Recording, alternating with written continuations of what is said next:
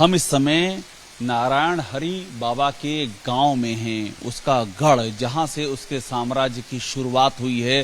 खुद को भोले बाबा कहने वाले बाबा ने यहीं से अपनी जड़ें फैलाना शुरू किया और यही वो उसका भव्य आश्रम है। सामने लिखा है नारायण श्री नारायण साकार हरि चैरिटेबल ट्रस्ट और नीचे लिखा है श्री नारायण साकार हरि धाम। यही वो धाम है जो कि जिसे हम कह सकते हैं कि जो कि बाबा के साम्राज्य की शुरुआत है। और यहीं से इस साम्राज्य ने, चूंकि बाबा का अपना ये गांव भी है, यहीं पर इसी जगह से बाबा ने बतौर खुद को आध्यात्मिक गुरु घोषित करके अपने भक्तों की फौज यहां से फैलाना शुरू किया और धाम भी बना। उसके बाद चैरिटेबल ट्रस्ट भी बना। और आप देखिए ये एक यहां से लेकर के और उस छोर तक एक लंबा पूरा एरिया है जो कि बाबा ने आश्रम के तौर पर इस्तेमाल करता है यहाँ पर। और दूर दूर से यहाँ पर भक्त आते हैं। और खास बात यह है कि यहाँ पर जो सबसे अहम है वो हमने ध्यान दिया कि सब कुछ पूरा कंट्रोल यहाँ बाबा का खुद का कंट्रोल है। कुछ ही दूर आगे हम बढ़ते हैं तो यहाँ पर एक हमको चौकी दिखाई पड़ती है। ये जो चौकी है यहाँ पर बाबा के इस चौकी पर जो सेवादार हैं वही यहाँ पर सुरक्षा करते हैं, वही यहाँ पर सारी व्यवस्था करते हैं।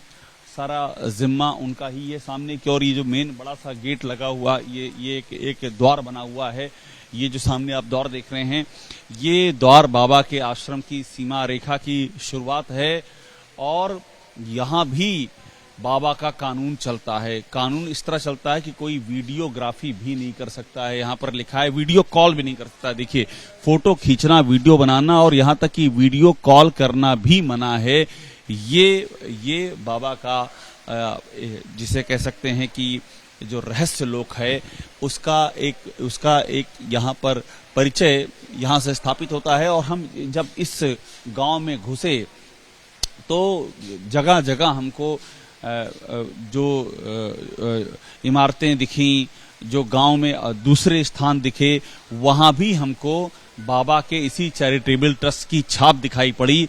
यानी कि जैसे ही आप इस गांव में घुसेंगे आपको समझ में आ जाएगा कि आप नारायण हरि बाबा के गांव में आ गए हैं। वही बाबा जिसके कार्यक्रम में हाथरस में 116 लोगों की मौत हुई है और बाबा उसके बाद से ही फरार है। उसका कोई अता पता नहीं चल पा रहा है। कैमरामैन आशीष सक्सेना के साथ अभिषेक उपाध्याय, एबीपी न्यूज, कासगंज।